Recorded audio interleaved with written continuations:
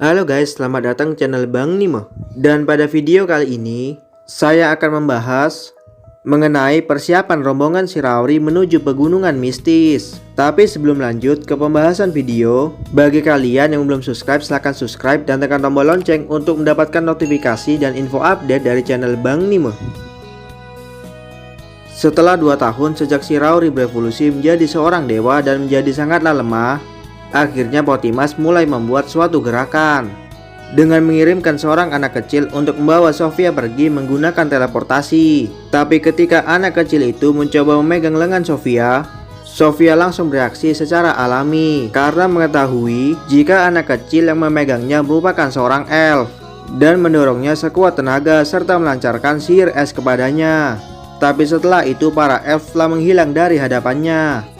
Di saat itu Sofia berasumsi jika mereka berencana untuk menculik Sofia dengan menggunakan teleportasi. Dan mungkin jika sedetik saja Sofia tidak melakukan apa-apa, maka mungkin saja jika Sofia akan berhasil diculik oleh mereka. Shiraori berpikir jika upaya yang dilakukan oleh Potimas sangatlah kecil dan tidak mengesankan sama sekali. Mengingat jika itu merupakan gerakan pertamanya sejak insiden Giflet 2 tahun yang lalu. Bahkan itu membuat Shiraori kecewa karena Potimas mengirimkan seorang anak kecil untuk melakukan penculikan itu dan langsung mencoba membawa Sofia menggunakan teleportasi.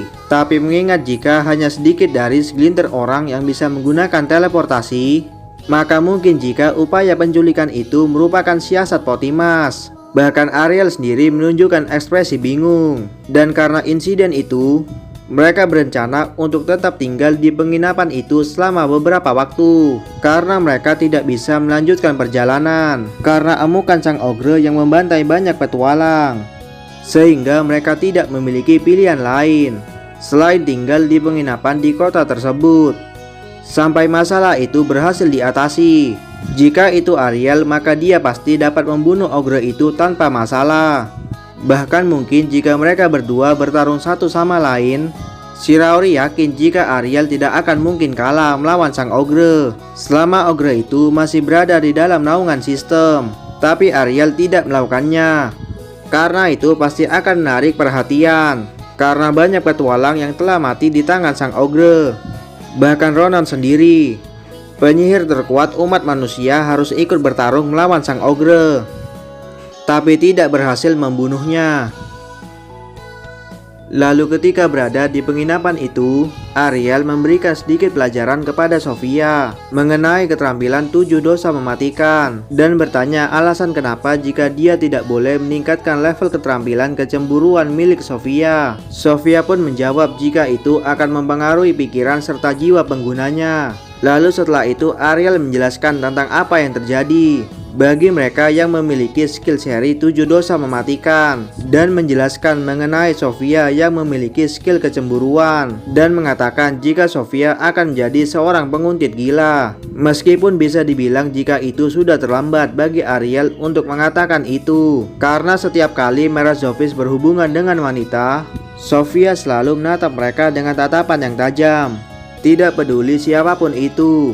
Bahkan Shiraori sendiri pernah ditatap dengan tatapan itu oleh Sofia karena di waktu itu pernah digendong oleh Merazofis. Padahal Sofia sendiri tahu jika saat itu kondisi tubuh Shiraori sangatlah lemah, tapi dia tetap memberikan Shiraori tatapan yang tajam karena mungkin dia tidak bisa menyembunyikan kecemburuannya kepada Shiraori yang digendong oleh Merazofis seperti seorang tuan putri. Lalu Ariel mengatakan kepada Sofia untuk tidak boleh menaikkan level skill kecemburuannya dan memperingatkannya untuk menghindari keterampilan 7 dosa mematikan dan 7 kebajikan surgawi, terutama keterampilan pride, wrath, dan keserakahan karena itu sangat berbahaya.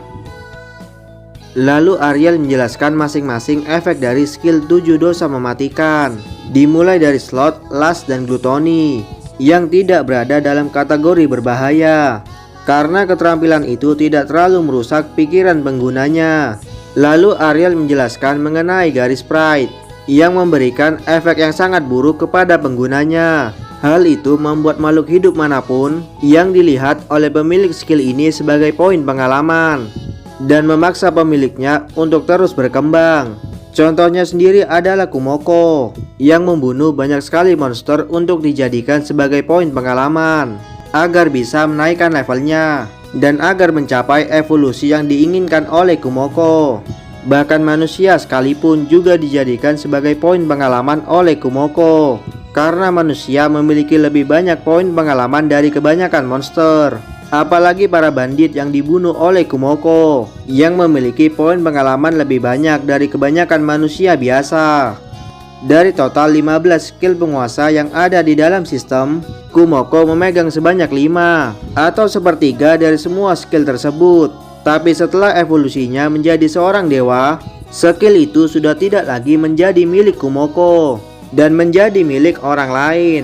Salah satunya adalah Merazovic yang memegang salah satu dari skill penguasa yang awalnya adalah milik Kumoko, yaitu skill versi 7 kebajikan surgawi preference.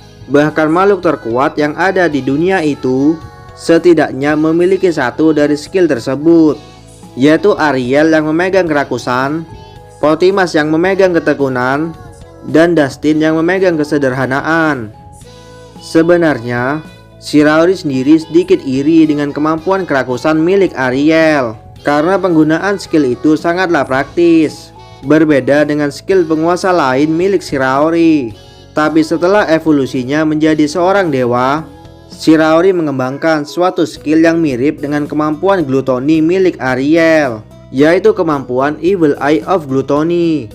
Lalu selanjutnya Ariel menjelaskan mengenai garis Wrath dan mengatakan yang menjadi masalah bukanlah memiliki skill itu, melainkan ketika skill itu diaktifkan, yang akan membuat pemiliknya mengamuk dan menghancurkan apa saja yang ada di depannya, baik itu lawan maupun kawan. Contohnya sendiri adalah Wrath yang terus-menerus mengamuk ketika itu, dan mungkin saja akan terus mengamuk jika saja tidak dihentikan oleh Sophia, yang saat itu juga dibantu oleh Shiraori dan berhasil menyegel skill itu untuk sementara. Lalu setelah beberapa waktu, ketika mereka menginap di penginapan itu, akhirnya mereka dapat keluar dari kota itu menuju suatu desa dekat pegunungan mistis dan singgah untuk semalam di sana. Ketika mereka sampai di desa tersebut, Sophia sempat mencium bau darah segar yang mengatakan jika ada pembantaian yang terjadi tidak lama ini. Ariel pun mengatakan jika itu adalah bau darah elf yang kemungkinan telah dibantai oleh sang ogre yang memiliki niat untuk menyergap rombongan mereka di desa tersebut. Karena jika Ariel berniat melewati pegunungan mistis, maka mereka harus melewati desa tersebut. Karena itu para elf menunggu di sana untuk menyergap Shiraori dan yang lain. Tapi sayangnya mereka telah dibantai oleh sang ogre sebelum berhasil melakukan itu. Di sisi lain, Potimas merasa upayanya telah gagal. Sebenarnya tujuan dari upaya kecil Potimas adalah untuk mengganggu Ariel, yang dikatakan sebagai bentuk penggodaan Potimas kepada Ariel. Karena Potimas tahu sifat dari Ariel, jika dia merupakan orang yang sangat peduli dengan orang yang dianggapnya sebagai teman, apalagi keluarganya, dan pasti akan membuatnya kerepotan jika mengetahui Miss Oka berada dalam kendali Potimas. Di saat itu Miss Oka diperintahkan untuk membawa Sophia pergi menggunakan teleportasi. Tapi Potimas tidak mengharapkan jika Sophia langsung menyerang Miss Oka dan hampir saja membuatnya mati jika teleportasi itu terlambat walau cuma sedetik saja. Lalu Potimas melihat ke arah Miss Oka yang saat itu sedang merasa shock berat dan bertanya, apakah raksasa ogre yang menyerang mereka adalah salah satu dari reinkarnasi yang dicari Miss Oka? Miss Oka pun menjawab dengan sedikit terbata-bata jika itu benar. Lalu Potimas meminta Miss Oka untuk melupakan raksasa itu dan mengatakan jika dia sudah bukan lagi manusia. Awalnya Potimas berniat untuk menyergap Ariel di desa dekat pegunungan mistis yang saat itu telah ditinggalkan, menggunakan satu unit pasukan elf biasa yang menggunakan sihir. Tapi di saat itu, tiba-tiba raksasa ogre datang ke arah mereka dan membantai para elf yang ada di sana. Ogre yang mereka hadapi merupakan ogre yang telah membunuh banyak petualang yang telah didengar oleh Potimas. Karena itu Pothimas menganggap jika itu bukan ogre biasa. Tapi Pothimas tidak menyangka jika seluruh unit pasukan elf miliknya telah mati, yang cuma meninggalkan Pothimas dan Miss Oka yang berhasil melarikan diri. Lalu Pothimas mengatakan kepada Miss Oka untuk menghentikan upayanya menyelamatkan sang ogre, karena Pothimas tidak ingin kehilangan lebih banyak sumber daya. Dan itu juga akan menghabiskan terlalu banyak waktu, serta tidak mungkin jika mereka akan membiarkan raksasa itu setelah apa yang telah dilakukannya kepada orang-orangnya, dan meminta Miss Oka untuk tidak bersikap egois. Sebenarnya tujuan Pothimas mengatakan itu adalah untuk menutup mulut Miss Oka, karena bagi Pothimas, para elf hanyalah sebuah alat di matanya. Tapi berbeda dengan Miss Oka yang menganggap jika mereka adalah sebuah individu, bukanlah suatu barang yang akan dibuang jika tidak berguna. Lalu meninggalkan Miss Oka yang terdiam berbisik-bisik jika dia adalah guru mereka. Lalu setelah Shiraori dan yang lain menghabiskan malam mereka di desa tersebut, akhirnya mereka segera menuju pegunungan mistis. Dalam perjalanan mereka yang bisa dilakukan Shiraori hanyalah duduk di kereta sambil membungkus dirinya dengan selimut dan batu ajaib yang memancarkan panas yang diisi oleh sihir milik Ariel. Sedangkan yang lain harus berjalan melewati pegunungan mistis. Baiklah, sekian video kali ini. Kurang lebihnya mohon maaf dan terima kasih telah menonton. Assalamualaikum warahmatullahi wabarakatuh.